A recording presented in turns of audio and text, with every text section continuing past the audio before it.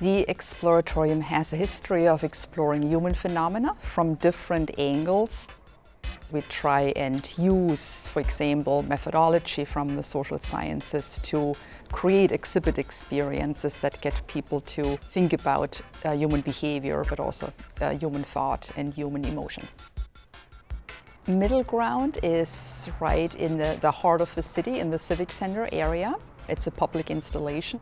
It's a great way to extend our social science content from the galleries and to get people to explore social science in a slightly different way, and to also, of course, reach a broader audience.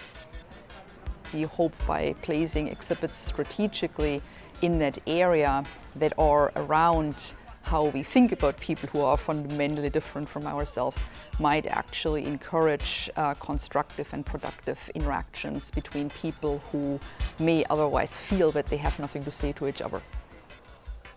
We framed the exhibition around two modes of thinking that have different social implications: fast and slow thinking. Fast thinking often involves snap judgments. They serve us well in many ways. They help us sometimes make sense of other people quickly. But we want people to be aware that there are negative social implications also. Slow thinking would involve that you think about why a person behaves they do.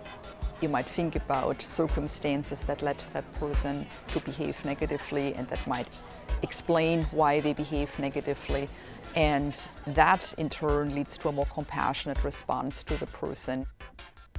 What I would love as a social psychologist is to get people to be more aware of how their own behavior affects their social environment, but also how they are shaped by their social environment.